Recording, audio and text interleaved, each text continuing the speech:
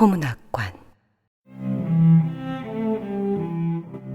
옛 고향, 새 고향.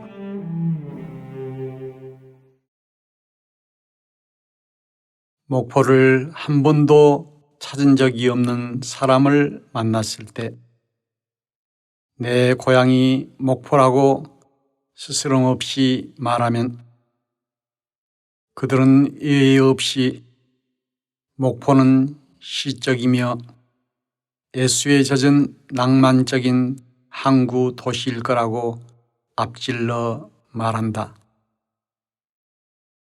그러나 나는 한 번도 내 고향을 시적이며 낭만적인 고장이라고 생각해 본 적이라고는 없다.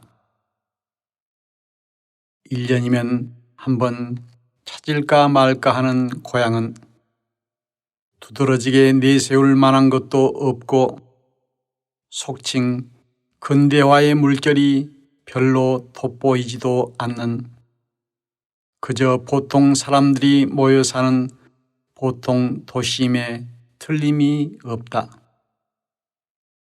8.15 해방 당시의 인구가 약 15만이었는데 약 40년이 흘러간 지금도 겨우 20만을 좀 웃도는 인구이고 보면 목포는 어느 의미로 봐서는 찌들고 쇠락한 낡은 껍데기에서 화끈하게 벗어나지 못한 그렇고 그런 도심에 틀림이 없다.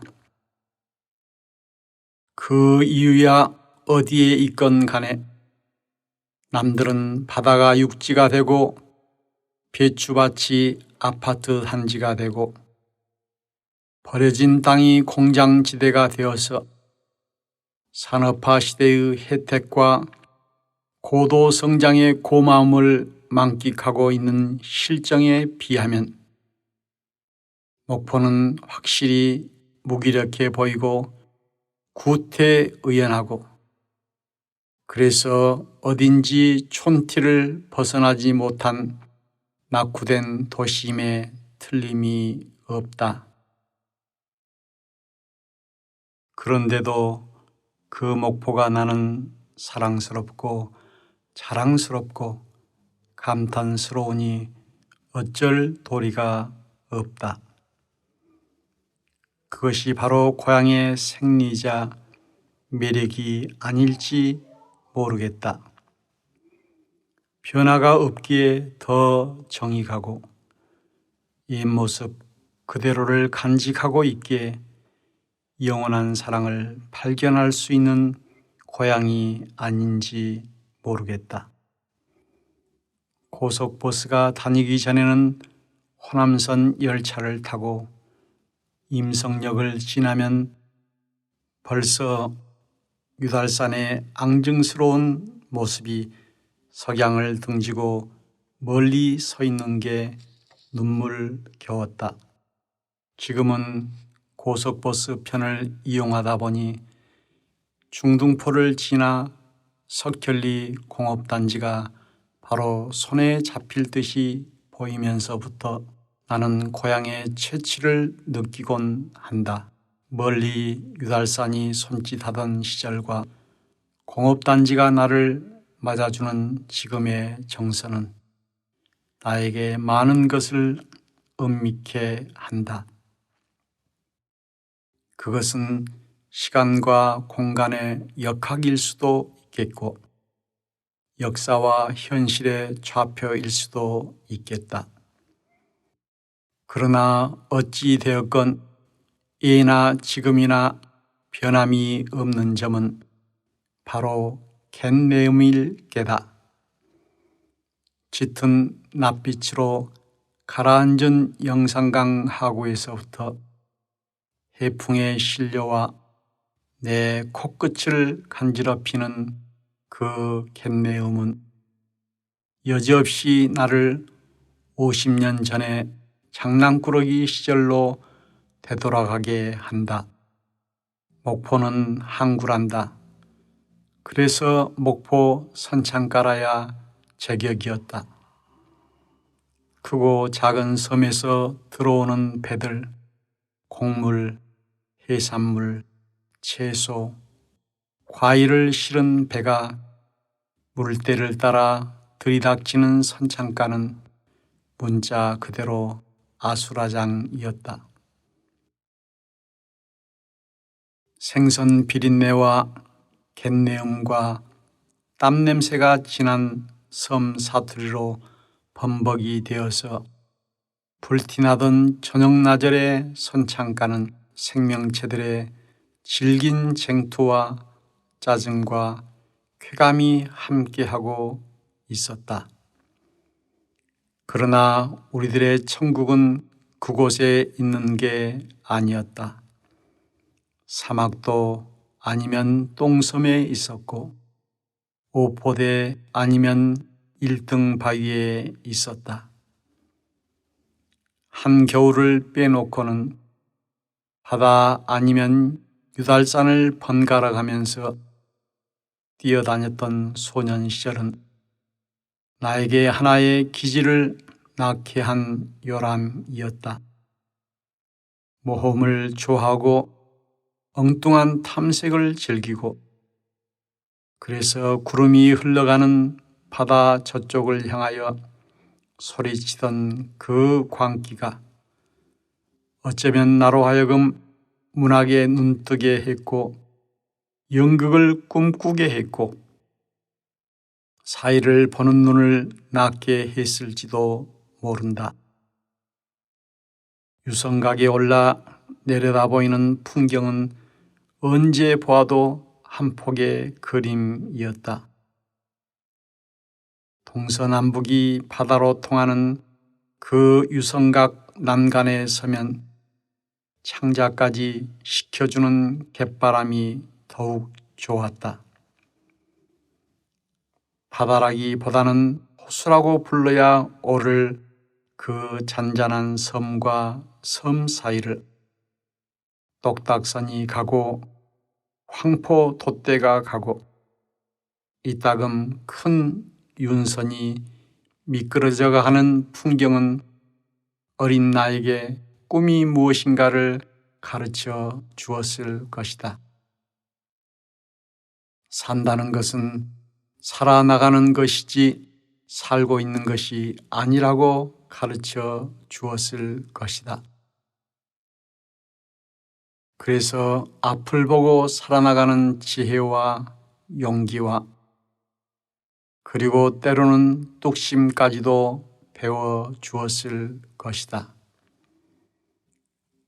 그러나 공부를 하느라 객지로만 다니다가 6.25 때 고향으로 피난을 내려온 나에게 고향은 더 많은 것을 가르쳐 주었다. 나로 하여금 술을 마시게 했고 심한 허무주의에 빠지게 했고 그래서 문학이란 상처에서 흘러서 응고되는 수액이라야 한다는 엉뚱한 생각을 품게 한 것도 내 고향 목포였다. 상처받은 사람끼리 모여 살면서 술집을 찾게 했고 기녀를 만나게 했던 그 시절은 얼마나 허망하면서도 즐거웠던가. 대성동 곰보 할머니 집의 술국 맛도 좋았고 영흥식당의 맛깔스러운 전맛도 좋았고 목포 극장 앞 골목길에 있었던 콩집도 좋았다. 그러나 만복동에 있었던 칠천국은 또한 그 얼마나 열기에 찬 술집이었던가. 정다운 사람끼리 술 마시고 노래 부르고 춤추다가 통행금지 시간에 쫓기어 인적이 드문 골목길만 골라 집으로 돌아오곤 했던 그 아슬한 추억들. 미연이, 일렵이, 채선이, 올레, 애절한 유행가에서부터 육자배기와 판소리에 이르기까지 그저 노래하는 게 인생의 전부인 양 살아가던 그 아가씨들도 지금쯤 60 고개를 바라볼 나이가 되었겠다. 지금은 어디서 어떻게 살고 있을까 하고 문득 바람에 흩날리는 꽃가루 같은 추억에 배시시 혼자서 웃게 만드는 것도 나의 고향이다. 그러나 그 고향도 지금은 조금씩 변해가고 있단다. 유달산 중턱에 조각공원이 들어섰고 영산강을 막아서 동양 굴지에 학원을 만들었고 전설로만 남았던 사막도가 헐리어 사람 사는 동네가 들어섰단다. 모두가 잘 살기 위해서는 그 길밖에 없었겠지. 사람이 살아가기 위해서는 자연을 헐어야 하고 막아야 하고 그리고 때로는 부숴야 하겠지. 나로서는 그 방법을 탓할 생각은 추워도 없다. 다만 마음에 걸리는 것은 목포가 본디 지닌 멋을 잃어가는 것 같은 두려움이다. 목포 토박이는 찾아볼 수가 없고 모두가 낯선 타관 사람들만이 모여 사는 것 같은 이화감이다. 그래서 음식 맛도 옛 그 맛이 아니고 선창가의 비린내도 옛 그 내음이 아니고 선술집 주모의 애교도 옛정 그대로가 아닌 게 두렵기만 하다. 무엇이 되어가건 목포는 목포다운 것을 지니고 있어야 한다. 사람마다 얼굴이 있고 지문이 있듯 내 고향 목포도 그것이 있었으면 좋겠다. 꼭 같은 건물에 꼭 같은 간판이 나붙은 그런 도시가 아닌 목포 사람의 기질이 살아있는 그런 목포가 유달산만큼은 남아있어야 할 텐데 말이다. 나이를 먹어서가 아니다.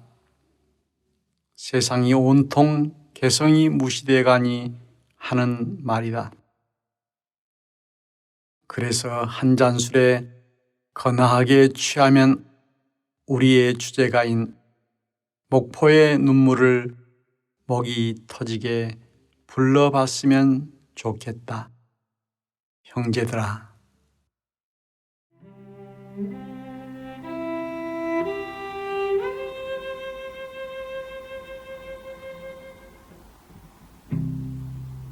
목포문학관